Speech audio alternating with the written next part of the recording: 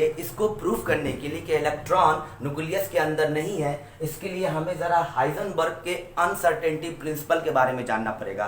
Actually Heisenberg sir ने 1927 में एक मैथमेटिकल एक्सप्लेनेशन दिया था और उन्होंने बताया था the exact position and exact momentum of an electron can not be determine, और उनके हिसाब से एक मैथमेटिकल इक्वेशन था अनसर्टेनिटी प्रिंसिपल के लिए, जो कि एक माइक्रोस्कोपिक ऑब्जेक्ट के लिए ही हम लोग लिखते हैं।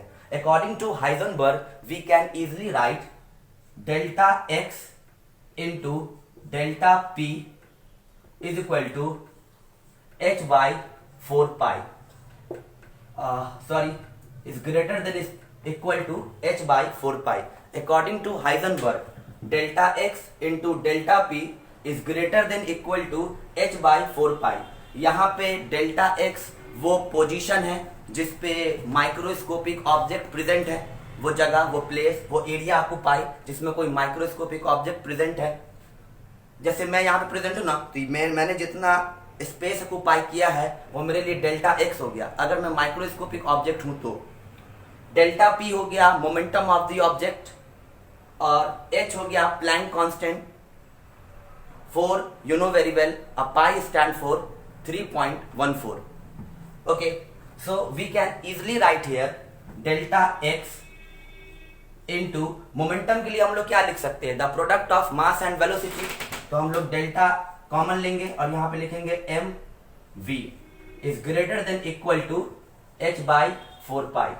ये हाइजेनबर्ग का अनसर्टेनिटी प्रिंसिपल का इक्वेशन है और इसी के मदद से हम आगे प्रूफ करें और इसी के मदद से हम यहाँ पे आगे प्रूव करेंगे कि इलेक्ट्रॉन न्यूक्लियस के अंदर प्रेजेंट नहीं है।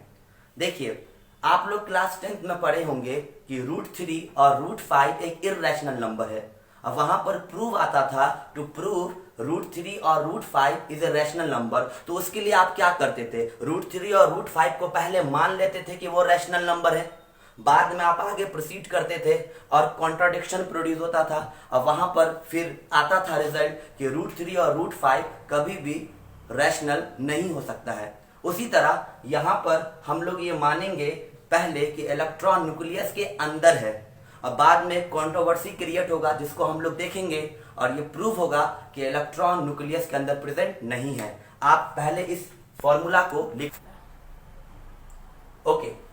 देखिए, यहां पर गिवन में कुछ चीजें दी हुई हैं। डेल्टा एक्स 10⁻⁻15 मीटर है, जो कि पोजीशन है इलेक्ट्रॉन का न्यूक्लियस के अंदर।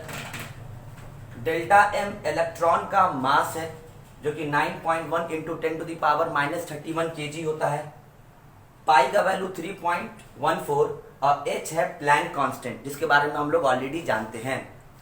हम लोगों को यह प्रूफ करना है कि इलेक्ट्रॉन न्यूक्लियस के अंदर नहीं है, इस बात को प्रूफ करना है। उससे पहले हम लोग मान लेते हैं let the electron present inside the nucleus.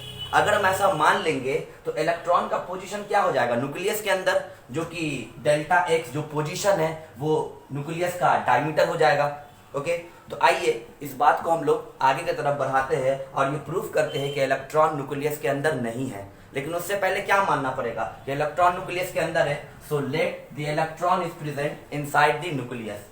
Okay, so according to Heisenberg, delta x and delta p is equal to h by 4 pi.